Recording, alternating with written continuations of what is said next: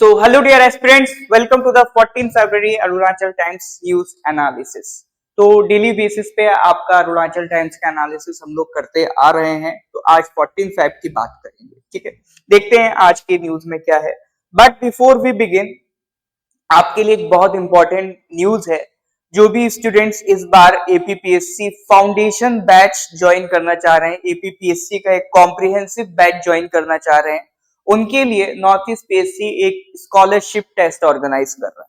तो इसमें टॉप 20 जो स्टूडेंट्स हैं उन्हें कुछ ना कुछ स्कॉलरशिप मिलेगी, जिसमें फर्स्ट रैंक को 100% स्कॉलरशिप है, second and third rank 90%, fourth and fifth rank 75%, sixth to 10th rank 50% और रैंक 11 से 20 लाने पे आपको 25 स्कॉलरशिप टेस्ट में डिस्काउंट मिलेगा।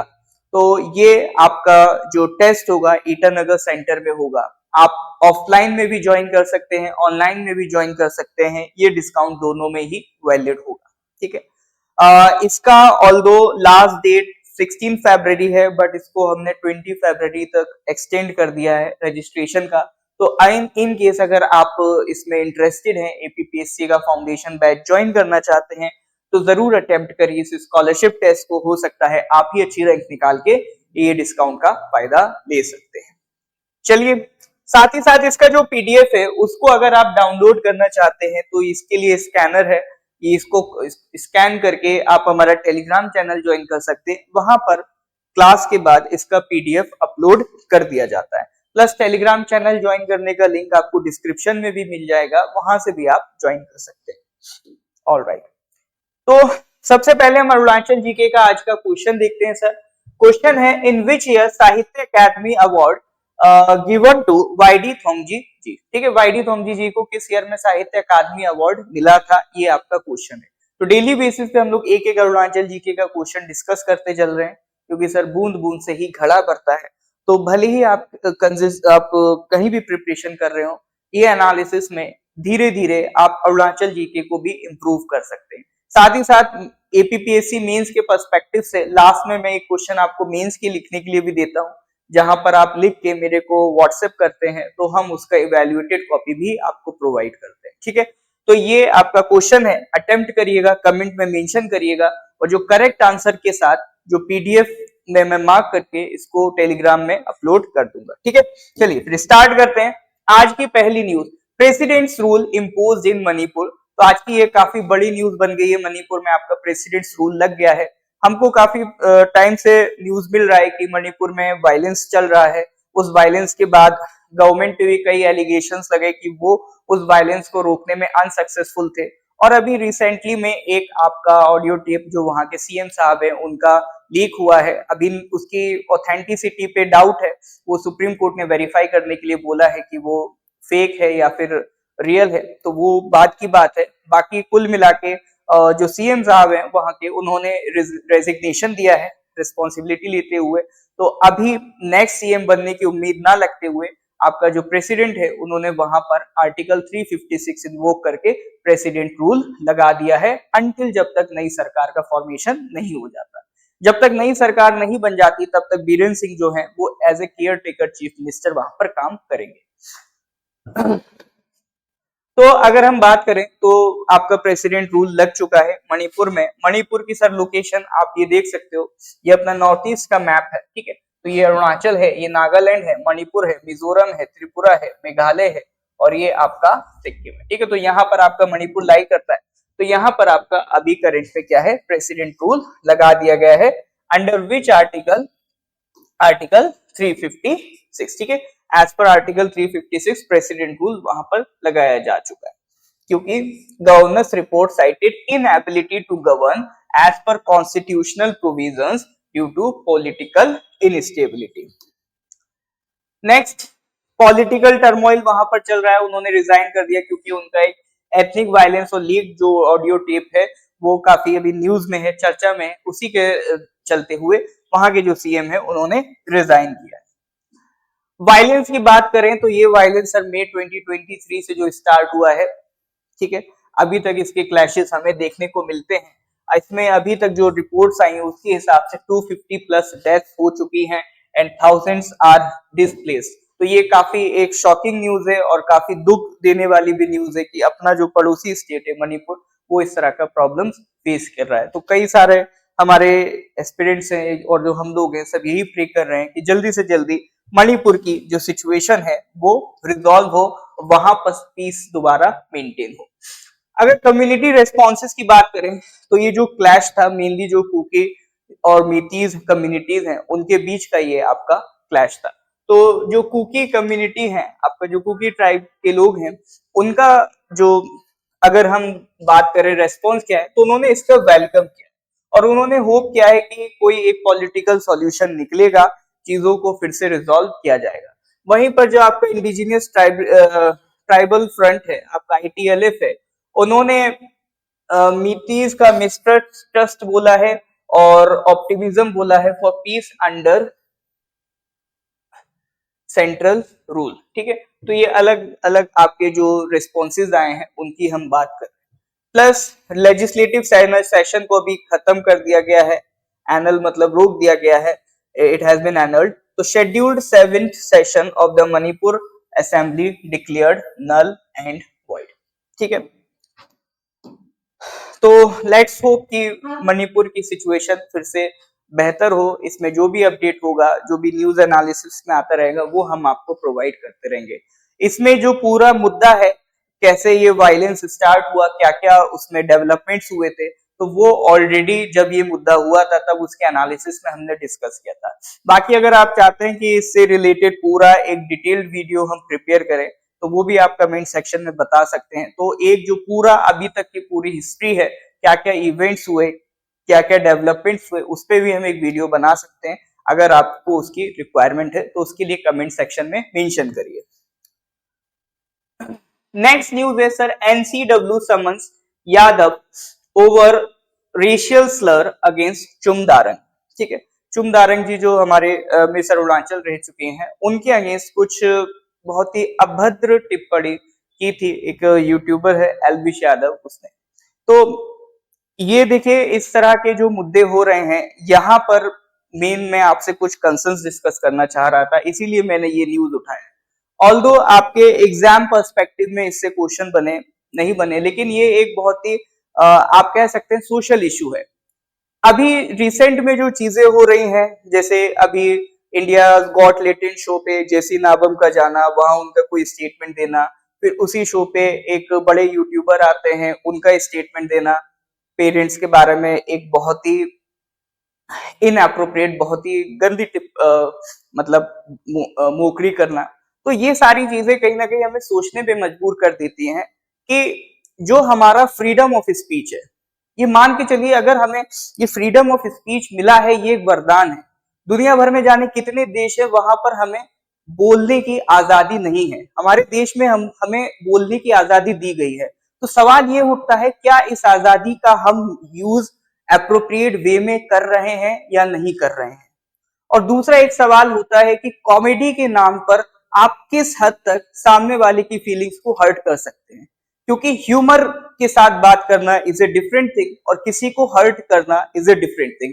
जरूरी नहीं होता है कि हमेशा कॉमेडी आप किसी की फीलिंग्स को हर्ट करके ही क्रिएट करें, और कई बार किसी एक स्पेसिफिक पर्सन को आप बोलने के चक्कर में उसकी पूरी कम्युनिटी को टारगेट कर रहे हैं। तो चुमदारंग जी के अगेंस्ट जो उसने बोला है, तो वो कहीं ना कहीं एक पूरी कम्युनिटी को टारगेट कर रहा है। इवन यहाँ पर देखिए बोला भी है आपका कि जो पाकम जी हैं आपका, उन्होंने कहा है, His comment not only insults Miss Darang but the entire women's society of Northeast India। तो जो आपका पाकम जी हैं, आपका जो चेयरपर्सन है अरुणाचल प्रदेश के स्टेट कमीशन के, ठीक है, केंजुम पाकम जी जो हैं, तो उन्होंने लेटर लिखा नेशनल कमीशन फॉर विमेन को, इस तरह से ये इंसिडेंट हुआ है। जिसके बाद नेशनल कमीशन फॉर विमेन ने एलविश यादव को बुलाया है, समन किया है अपना स्टेटमेंट देने को। तो यहाँ पर सबसे बड़ी बात यही है कि हम किस तरह से अपनी जो फ्रीडम ऑफ स्पीच है उसको यूज करें। मौकरी के लिए कई बार इस तरह के स्टेटमेंट्स यूज करना is not an appropriate thing. खासतौर से ऐसे लोग जिनकी एक फैन फॉलोइंग है, जिन्हें इन्फ्लुएंसर्स कहा जाता है। इन्फ्लुएंसर का मतलब है लोग उनसे इन्फ्लुएंस हो रहे हैं, उनको फॉलो कर रहे हैं। तो अगर आपको लगता है आपके इतने फॉलोअर्स हैं, आपको फॉलो करने वाले लोग हैं, तो आपकी एक मोरल रिस्पॉन्सिबिलिटी किसी एक ऑर्डिनरी पर्सन के रिस्पेक्ट में ज्यादा होती है। तो वहां पर जो आप बात करते हैं वो बहुत ही सोच समझ के, बहुत ही सावधानी से करने की जरूरत होती है। तो इस चीज का आई थिंक हमें ध्यान रखना चाहिए, और हमारा जो फ्रीडम ऑफ स्पीच है उसे हमें सोसाइटी के बेटरमेंट के लिए यूज करना चाहिए, ना कि किसी तरह की हेट स्पीच के लिए, ना ही किसी तरह का कोई वल्गर कमेंट करने के लिए, और ना ही किसी तरह की मोकरी करके किसी को इंसल्ट करने के लिए करना चाहिए। तो इस मुद्दे में मुझे यही कहना था। साथ ही साथ यहाँ पर नेशनल कमीशन फॉर वीमेन की बात हो रही है, तो उसकी भी हम बात कर लेते हैं कि आपका ये जो नेशनल कमीशन फॉर वीमेन है ये किस तरह की बॉडी है। ठीक है, तो एग्जाम पर्सपेक्टिव में आपसे इस पे सवाल बन सकते हैं। तो देखिए, national commission for women is an statutory body. Statutory बोले तो लेजिस्लेटिव, ये एक पार्लियामेंट का एक्ट है, एनसीडब्ल्यू एक्ट 1990, उसके तहत बनाई गई है। पर्पस क्या है? इंडिया में जो विमेन्स राइट्स है उन्हें प्रोटेक्ट और प्रमोट करना। अगर इसके कंपोजिशन की हम बात करें तो एक चेयरपर्सन होते हैं, 5 मेंबर्स होते हैं, ठीक है, मेंबर सेक्रेटरी होते हैं। तो ये इसकी कंपोजिशन है।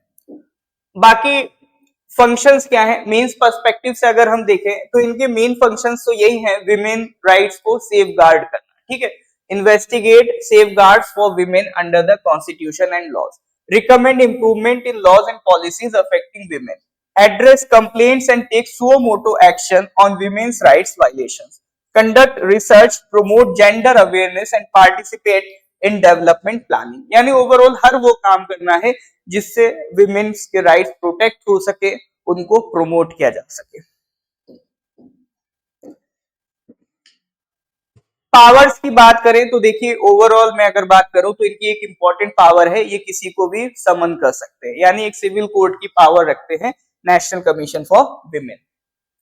अब नेशनल कमीशन फॉर विमेन में क्या क्या चैलेंजेस है, ये मेंस पर्सपेक्टिव से आपके काम आ सकता है, इसको ध्यान रखिएगा कि देखिए, नेशनल कमीशन फॉर विमेन की जो भी रिकमेंडेशंस है, दीज आर नॉन बाइंडिंग। तो अगर वो कोई रिकमेंडेशन देते भी हैं तो वो इम्प्लीमेंट हो, ये जरूरी नहीं है। तो ये एक बड़ा चैलेंज है। फंड्स और स्टाफ की कमी है, रिप्रेजेंटेशन इनएडिक्वेट है, ठीक है, जो मार्जिनलाइज्ड विमेन है उनका रिप्रेजेंटेशन कम है। यानी विमेन्स में भी देखो कुछ एक सेक्शन है, जैसे आपका ट्राइबल सोसाइटी हो गए या एसटी सेक्शन हो गए, आपके एससी सेक्शन हो गए, तो यहाँ पर जो विमेन है उनका रिप्रेजेंटेशन कम देखने को मिलता है। आउटरीच कम है, रिमोट एरियाज में पहुंचना एनसीडब्ल्यू के लिए मुश्किल हो जाता है। तो ये एक बड़ा चैलेंज है नेशनल कमीशन फॉर विमेन के साथ। क्या क्या रिकमेंडेशन से क्या क्या हम कर सकते हैं? तो एक तो डिस्ट्रिक्ट लेवल पे हम रिसोर्सेज डिप्लॉय कर सकते हैं ताकि लोकल इश्यूज को एड्रेस किया जा सके। जैसे हमारा डिजास्टर मैनेजमेंट होता है, एक नेशनल लेवल पे बॉडी, एक स्टेट लेवल पे, एक डिस्ट्रिक्ट लेवल पे, तो इसको लोकलाइज करने के लिए हमें डिस्ट्रिक्ट लेवल पे रिसोर्सेज भेजने पड़ेंगे, ठीक है। एक लीगल अथॉरिटी देनी चाहिए ताकि ये अपनी रिकमेंडेशन को एनफोर्स कर सके, यानी जो इनकी रिकमेंडेशन नॉन बाइंडिंग है उनको बाइंडिंग बनाया जा सके। देखो, क्या करना चाहिए ये सवाल उसी से निकल आता है, चैलेंजेस से। आप चैलेंजेस पढ़ो, उसी का सॉल्यूशन दे दो, वही आपका वे फॉरवर्ड हो जाता है, ठीक है। फंडिंग बढ़ानी चाहिए, देखा था फंडिंग कम है तो फंडिंग बढ़ा दो। रिमोट लोकेशन में आउटरीच कम है तो उसको इंप्रूव कर दो, ठीक है। विमेन एम्पावरमेंट को बढ़ाओ, विमेन को राइट्स के बारे में एजुकेट करिए, सेल्फ डेवलपमेंट प्रमोट करिए, जो सेल्फ डेवलपमेंट सेंटर्स हैं उनको प्रमोट करिए, ठीक है। तो ये सारे काम कर सकते हैं ताकि आपका जो एनसीडब्ल्यू है उसे और एम्पावर्ड बॉडी हम बना सके। चलिए, ये हो गया। इसके बाद आज का जो मेंस क्वेश्चन है वो है, what do you understand about the theory of continental drift, discuss the prominent evidences in its support. Physical geography यहीं से शुरू होती है आपका कॉन्टिनेंटल ड्रिफ्ट थ्योरी से, बहुत ही बेसिक सवाल है, तो इसको आप लिखें। क्वेश्चन आपको देने का सीधा पर्पस यही है ताकि आपकी जो आंसर राइटिंग प्रैक्टिस है वो कंसिस्टेंट रहे। तो आप इसका आंसर लिखें, इस नंबर पे पर्सनली व्हाट्सएप करें, व्हाट्सएप करने के बाद आपको पर्सनली ही वो कॉपी फॉरवर्ड कर दी जाएगी, सो दैट आप एक इवैल्यूएशन ले सके कि किस तरह से आपको प्रिपरेशन करनी है। क्योंकि क्वेश्चंस आपको हर जगह मिल जाएंगे, मॉडल आंसर्स भी आपको मिल जाएंगे, लेकिन सबसे ज्यादा इंपॉर्टेंट होता है उस क्वेश्चन का इवैल्यूएशन। तो नॉर्थ ईस्ट पीएससी एक पूरी टीम क्रिएट कर रहा है जो आपका सिर्फ और सिर्फ किस पे फोकस है, इवैल्यूएशन पे फोकस है। हमारे एक्सपर्ट फैकल्टीज हैं जो खुद ये स्टेट पीसीएस और आपका यूपीएससी के मेंस एग्जाम को क्वालिफाई किए हुए हैं, जो जानते हैं कि मेंस में क्या बेटर रिक्वायरमेंट होती है, क्या बेटर वे होता है आंसर लिखने का, वो आपका कॉपी इवैल्यूएट करते हैं ताकि आपको एक गाइडेंस दी जा सके कि आप अपने आंसर को बेटर तरीके से लिख सके। बाकी आंसर राइटिंग अगर आप डिटेल में ज्वाइन करना चाहते हैं तो हमने दोनों ही ऑफलाइन ऑनलाइन में इसके कोर्सेज लॉन्च कर रखे हैं। अभ्यास कोर्स है हमारा, इसमें आपको डेली क्वेश्चंस मिलते हैं, उसका आंसर आप लिख के हमें भेजते हैं, फिर हम उसकी इवैल्यूएटेड कॉपी आपको देते हैं। मॉडल आंसर्स मिलते हैं, क्वेश्चंस का डिस्कशन हम कराते हैं, फीडबैक पर्सनलाइज आपको मिलता है। तो ये सारा सब कुछ अवेलेबल है ऑफलाइन में 5000 रुपए में और ऑनलाइन में 3000 में। तो इसको आप ज्वाइन कर सकते हैं अगर आप अपनी मेंस आंसर राइटिंग प्रैक्टिस को एक एडवांस लेवल पे लेके जाना चाहते हैं। तो फिलहाल आज के न्यूज में इतना ही था, मिलते हैं फिर अगली एनालिसिस में। पीडीएफ डाउनलोड करने के लिए ये क्यूआर कोड स्कैन कर लीजिए, टेलीग्राम चैनल पे आप पहुंच जाएंगे, वहां पीडीएफ मिलता रहेगा, प्लस क्लासेस की नोटिफिकेशन मिलती रहेगी, और भी जो हमारी फ्री क्लासेस हैं उसकी भी नोटिफिकेशन मिलती रहेगी। साथ ही साथ आपका ये जो लिंक है टेलीग्राम में भी है, तो वहां से भी आप उसको ज्वाइन कर सकते हैं। तो मिलते हैं सर नेक्स्ट क्लास में। Till then goodbye, have a nice day.